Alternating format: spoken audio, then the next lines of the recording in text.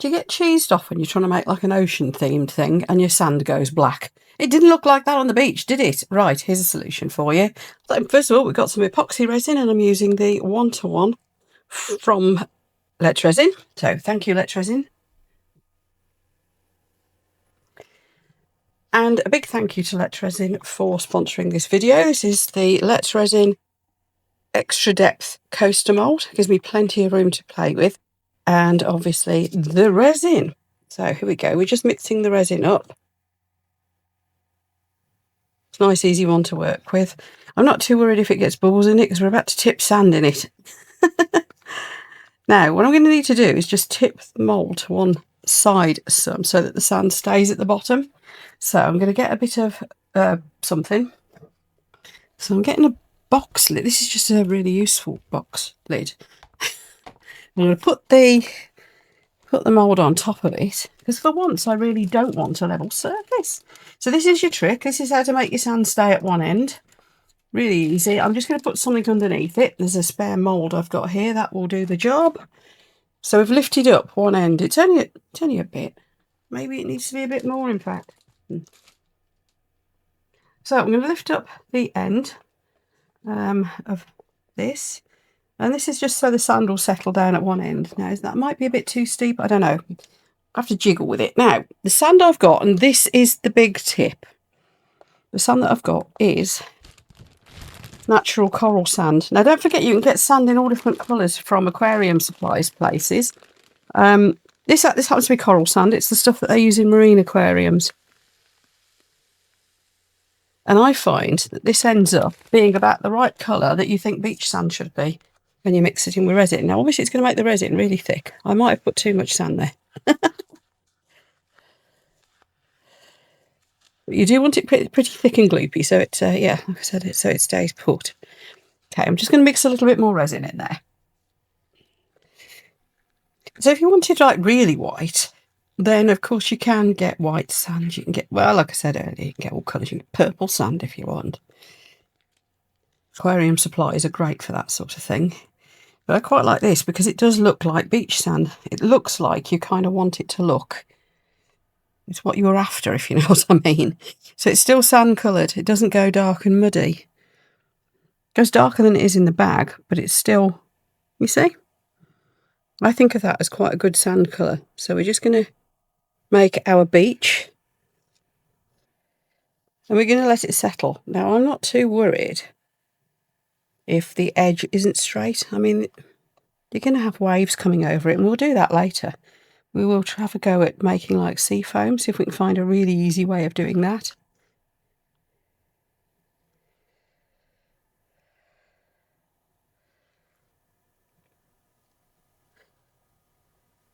Making ever such a mess, aren't I? Oh, it's going everywhere. It'll settle. It will end up in more or less a straight line. But a little bit of a wave in it like that's quite nice, isn't it? And I don't want them all to be exactly the same anyway, because they might as well have been machine produced if you do that, mightn't they?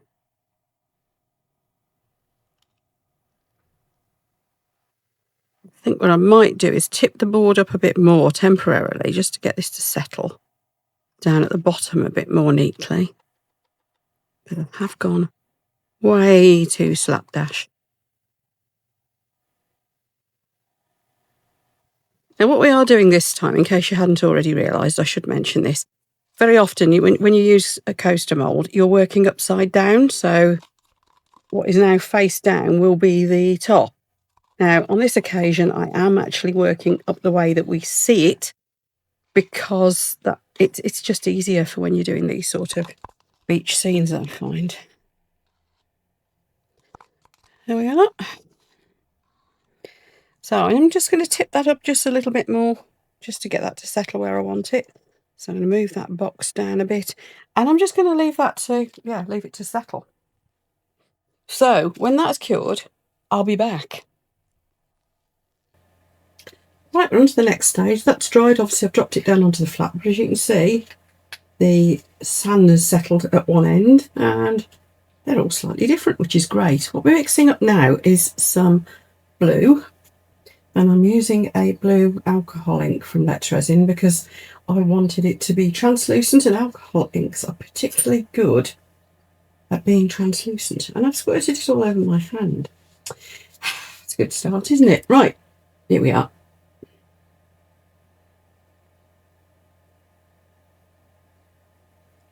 Let's see what 5 drops looks like.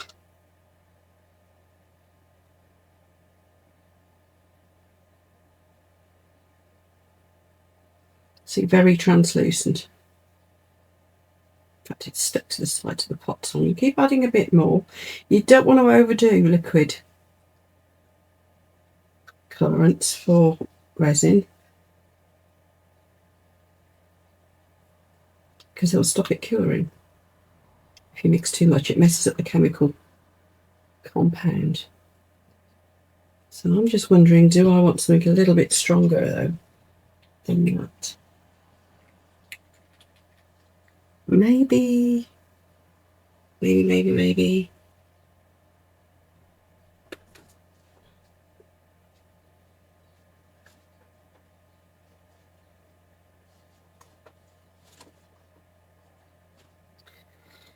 go with one single tiny dot of the pigment paste. This is the base layer though, so it will get darker as it goes up, you know, as I fill it up.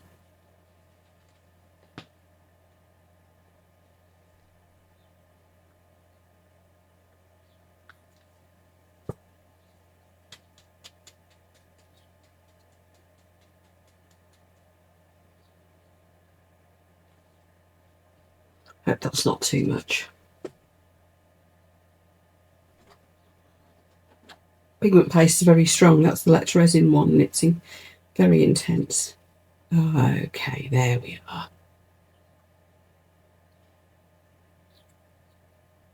That's looking really nice. So that's 1 drop of the pigment paste and quite a lot of the alcohol ink to get the colour I wanted. I probably could have just snipped the pigment paste. I was just being overcautious, really. Anyway, what we're going to do now is we're going to pour our first colour layer. So we need blue. I'm going to do each of these one at a time. So we're going to need blue. We're going to need white. And that should blend. Yep, there we go. And then across that front edge,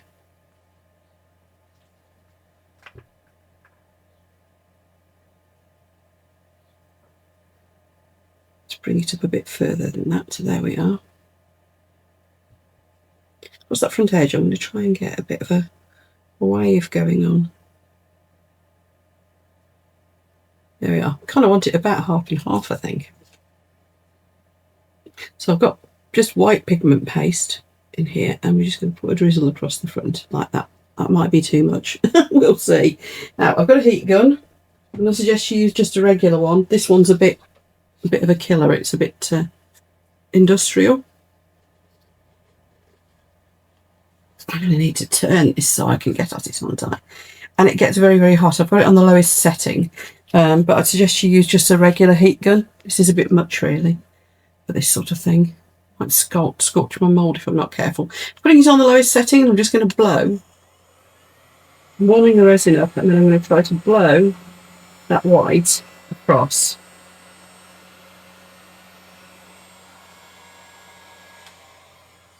And that's it. Now I'm going to get a little pointy thing of some sort, like a micro brush, and just make sure I've gone right up to the edges. Can't actually see, I need to turn it round. There.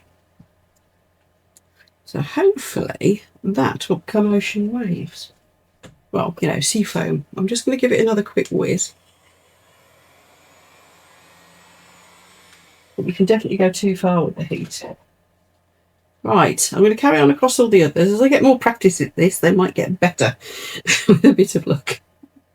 They're all going to vary, aren't they? Oh, I started with the blue first, didn't I? They're all going to vary, aren't they? So.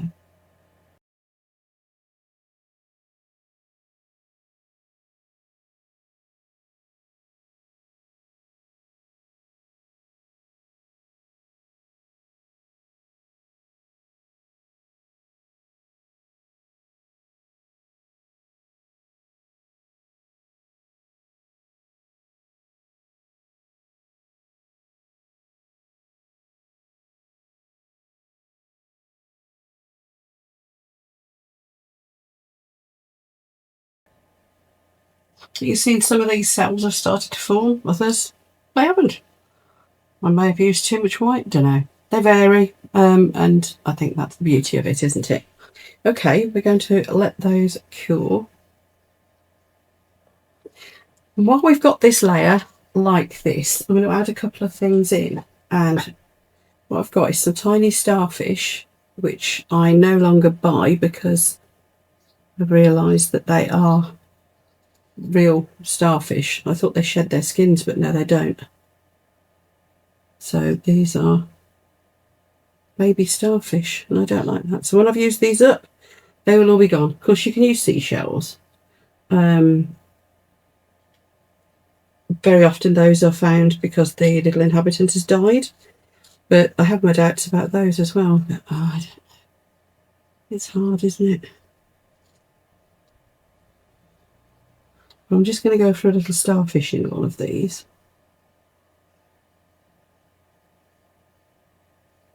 And keep it simple like that. I could put a load of shells as well, but no. I think I'm just going to stick with one little starfish. I need that to cure. Right, I'll see you later. Right, that's pretty much cured. At least it's solidified, so I can put another layer on top. And it didn't do quite what I intended it to do, but it's still pretty funky, so we're going with that. Similar process this time. Blue, clear, white. There we go. So we're not going to go as far across this time though, so I've probably mixed up way too much of the colour, but we shall soon see. Got plenty of other things I can tip a bit into if needs be. So again, we're just going to go across the back with the blue. Of course, because it's blue, it's going to add a bit more depth to the colour each time we put a layer in. Now these are going to be deep coasters because that's how I'm getting my nice 3D effect. This mould's perfect for that because it's deep. It's not a normal depth coaster mould. Gives you a lot more space to play with, but it does depend what you're making as to whether you need that or not. But of course you don't have to fill it right up, do you? So we're going to go in with another row of clear. Little row of clear. Might end up having to tip this actually to stop it going too far, I don't know. Don't want it to go all the way across that first layer of blue. I'm just going to tip it very slightly this way. Just a touch, just to prevent it going too far up. There we go, just put my lip seal under the end there. And now we're going to go along with the white again. Yeah, it's definitely come up too far. Maybe I need to tip it a bit further than that. Let's try a little pot of pigment paste. That should do it. Yeah, it's starting to move back. Okay, gonna make a little spout again. Get ready with my tissue. Move you around the other side. I think it's easier to see from around here, isn't it?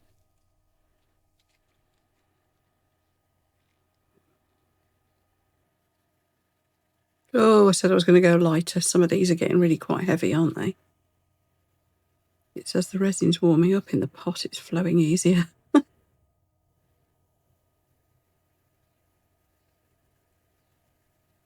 There we are. So yeah, that's starting to flow down. A bit too much maybe. Back to my lip seal. See if I can do this without setting fire to anything or melting my lip seal. Just bring you back round this side.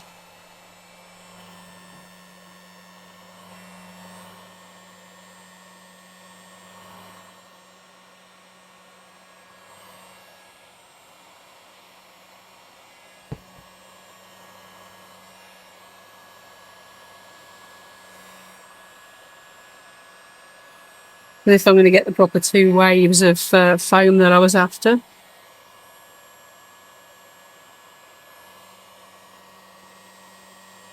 Yeah, definitely overdid this on that one.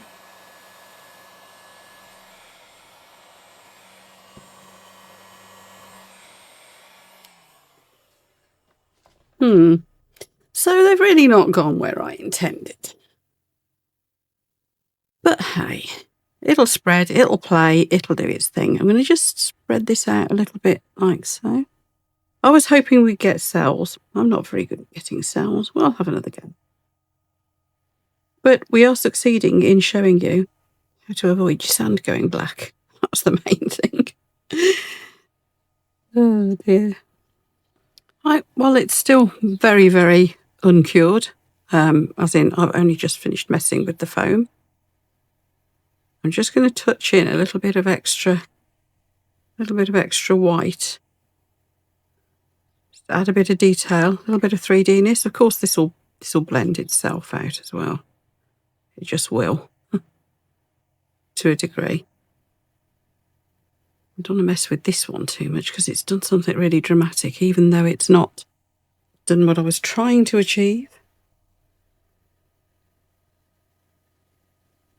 So all I'm doing is taking a bit of the white and I'm just touching it onto the surface, and as you can see, it'll blend out a little bit.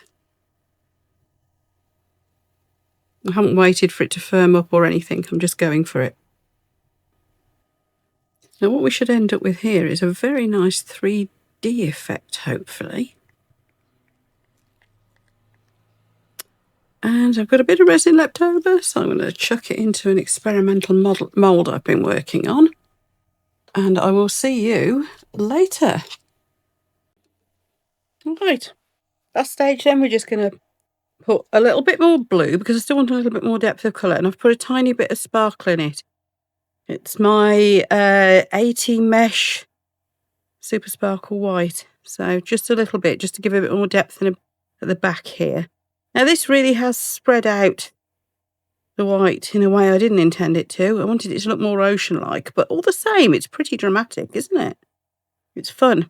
Now I did lose my starfish under the white in a couple of places, so what I've done there is I've just stuck another one on top. Just stuck that on with a bit of ultraviolet curing resin for the sake of simplicity. There. And then we're just going to chuck the clear in, which again has got a little bit of the super sparkle white, and it'll push that blue back. And I just want enough to cover those starfish, basically. Now I've had to put some more in. And this is just giving these just a slight bit of shimmer. Obviously the sparkle is entirely optional, and I might have to mix just a little bit more. I don't know. They're going to be quite thick coasters just by the nature of what I was doing here. So, like I said, they are going to be thick coasters because you all asked for 3D stuff, and 3D is what you are getting. There was a lot of fascination about my 3D painted ones that I did at Christmas, which are fun to do. At the Craft Hub, the learning and community portal on the school platform, there will soon be a coaster course, so we will have more of the coaster ideas on there as well, starting with right down at the very simple basics as well, for anybody who's entirely new to resin. Right, I'm going to mix a little bit more up, and I'll put you the link for that down in the video description too. Now, I'm just going to mix a little bit more up and chuck it on the top, basically, just to make sure these starfish are covered. These are going to be some chunky coasters. This is fun. So, I'll see you when it's demold time. Right, demold time. Well, they're not as too thick as I thought they'd be. I have got a little lip around the edge. So what I will do is sand that. Lovely finish, look. That's just the regular Let Resin. That extra blue is kind of...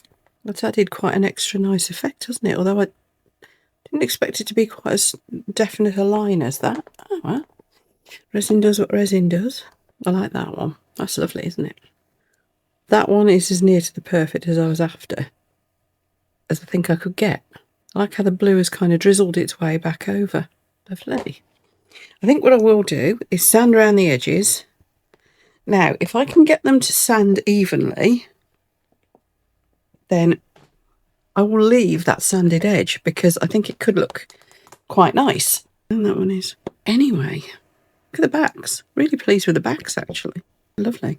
Nice. So, yes, once those are firmed up, we'll get a sanding. Right, I'll see you later.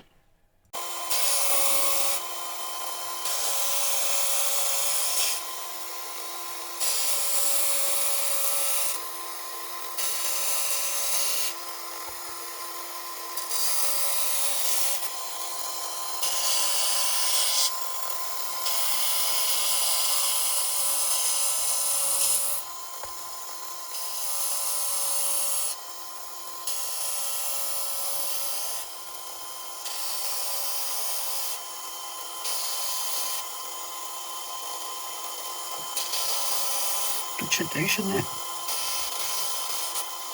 Here you go, my trusty little IntoResin 3-in-1 sander and polisher. You can actually take this out of here and use it as a handheld as well. Fantastic thing. Done all the edges. It's still got that little bit of a lip around the edge, which I actually like. But as you can see, it's flatted it off. There's no sharp bits, and I've just got like a neat edge now, which is lovely. I'm really pleased with that. So there we are. I hope you've liked these. Don't forget, I've got discount codes on a lot of the stuff that was used here. Most of it, in fact, actually including the sander. So do have a look down in the video description below, because it'll all be there for you. If you like this lot, and I hope it's answered the question how to stop your sand going muddy black when you're making resin things with it. You can get the sand in a multitude of colours. You can get it lighter than this as well if you want. But this gave me kind of nice, looks like a British beach golden colour, I thought. So that's the one I went for. But yeah, hope that answers your question. And yeah, if you'd like to see more of this sort of thing, you know where the subscribe buttons are. There's all buttons and things down here, and most of them don't cost you anything either. So just press things. Have fun. Bye.